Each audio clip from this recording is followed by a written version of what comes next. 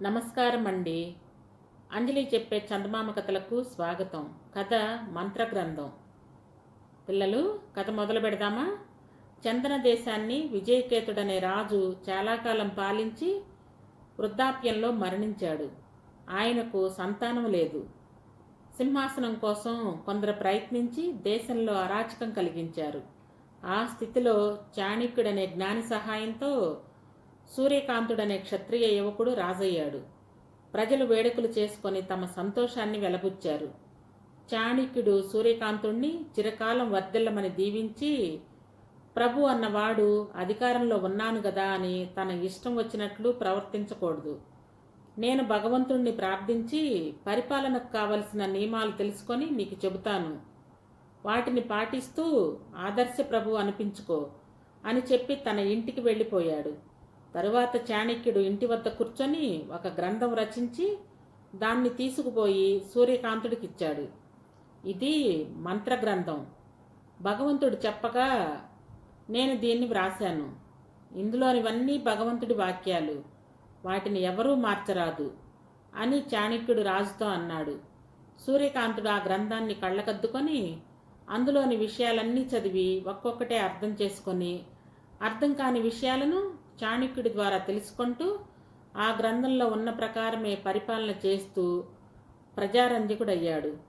సూర్యకాంతుడి కొడుకు చంద్రకాంతుడు. అతను చిన్నతనం నుంచి అన్ని విద్యల్లోనూ అఖండ ప్రజ్ఞ కనబరుస్తూ వచ్చాడు. అతనికున్న ఒకే ఒక పెద్ద వ్యసనం వేట. చంద్రకాంతుడు 18 ఏళ్ల వాడుగా ఉండగా సూర్యకాంతుడు మరణించాడు. చంద్రకాంతుడు రాజయ్యాడు.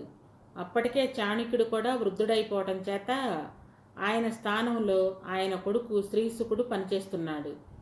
చంద్రకాంతుడికి శ్రీశుకుడికి చాలా గాఢమైన మైత్రి. అయితే దానికి తలవని తలంపుగా ఒక పెద్ద పరీక్ష ఎదురైంది. ఎలాగంటే చంద్రకాంతుడు వేటకు వెళ్ళి ఒక పొదలో ఉన్న మనిషిని చూసి మృగమనుకొని బాణంతో కొట్టి చంపాడు. మంత్రగ్రంథంలోని శిక్షా స్మృతి ప్రకారము శిక్ష అందరికీ ఒకటే. అందుచేత రాజును హత్యానేరానికి శ్రీశుకుడు విచారించవలసి ఉన్నది. మంత్రగ్రంథంలో చెప్పిన ప్రకారం చంద్రకాంతుడికి యావజ్జీవ కారాగార శిక్ష విధించడం తప్ప గత్యంతరం లేదు. కానీ తెలియక చేసిన పొరపాటుకు చంద్రకాంతుడికి అంత దారుణమైన శిక్ష ఇవ్వటం తప్పని శ్రీశుకుడి అంతరాత్మ చెబుతున్నది. పోని మంత్రగ్రంథాన్ని ఉల్లంఘిద్దామంటే అందువల్ల చాలా గొడవ జరిగిపోతుంది. శ్రీశుకుడు తండ్రిని సలహా అడిగితే వేట తమకంలో కన్ను మిన్ను కానకుండా ప్రవర్తించినందుకు చంద్రకాంతుడు శిక్ష అనుభవించవలసిందే అన్నాడు. శ్రీశుకుడు ఆవేశపడి, ఈ మంత్రగ్రంథం దేవుడే కదా చెప్పాడన్నారు. భగవంతుణ్ణి ఎలా వశపరుచుకోవాలో నాకు చెప్పండి. ఆయన నుంచి చంద్రకాంతుణ్ణి కాపాడే ఉపాయం తెలుసుకుంటాను అన్నాడు. చాణక్యుడు నవ్వి, వెర్రివాడా, ఆ వాక్యాలన్నీ నిజంగా భగవంతుడు చెప్పినవేననుకున్నావా?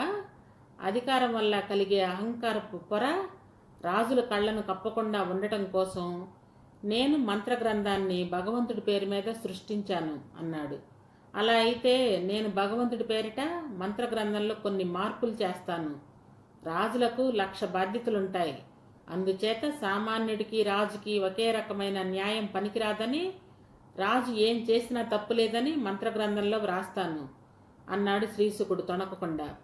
చాణక్యుడు కోపంగా, మూర్ఖుడా, స్నేహితుడిని రక్షించడం కోసం మంత్రగ్రంథంలో మార్పులు చేసావంటే అది దేశానికే ప్రమాదం.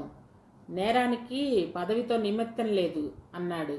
కానీ శ్రీశుకుడు తన నిశ్చయాన్ని మార్చుకోలేదు. తరువాత అతను భగవదానుదేశంగా తాను మంత్రగ్రంథంలో కొత్త సూత్రాలు చేర్చినట్టు ప్రకటించాడు. చంద్రకాంతుడు కాపాడబడ్డాడు. ఇది జరిగిన కొద్ది మాసాలకు ఆ దేశపు సైన్యాధిపతి చంద్రకాంతుణ్ణి హత్య చేసి తానే రాజయ్యాడు. అయితే తన రాజరికాన్ని ప్రజలు మన్నించాలంటే శ్రీశుకుడి సహకారం ఉండాలని గ్రహించి అతను శ్రీశుకుడిని పిలిపించాడు. నువ్వు హంతకుడివి, ముందు నీ మీద విచారణ జరపాలి అన్నాడు శ్రీశుకుడు. చంద్రకాంతుడి మరణానికి లోపల కుమిలిపోతూ, నేనిప్పుడు రాజును, అన్ని విచారణలకు అతీతుణ్ణి అన్నాడు సైన్యాధిపతి. నువ్వు నేరం చేసినప్పుడు రాజువు కావు, న్యాయస్థానం ఎక్కక తప్పదు అన్నాడు శ్రీశుకుడు. సైన్యాధిపతి నవ్వి, నా నేరం నన్ను రాజుగా అంటే నేరానికి అతీతుడుగా చేసింది. రాజైన వాడు ఏం చేసినా తప్పు లేదని మంత్రగ్రంథమే చెబుతున్నది. ఒక కొత్త సూత్రం చేర్చండి, లేదా తిన్నగా భగవంతుడి దగ్గరికే వెళ్ళిపోగలరు అన్నాడు. శ్రీశుకుడికి మతి పోయినట్టయింది. తండ్రి మాట వినక తన మిత్రుడైన చంద్రకాంతుడిని కాపాడటానికి గాను తాను మంత్రగ్రంథంలో చేర్చిన మార్పు ఇలా పరిణమించింది. దాని మూలంగా అధికార దాహం గల వారందరికీ కొత్త ఆశలు ఏర్పడ్డాయి. గత్యంతరం లేక శ్రీశుకుడు మంత్రగ్రంథంలో సైన్యాధిపతి చేసిన మార్పులు చేశాడు.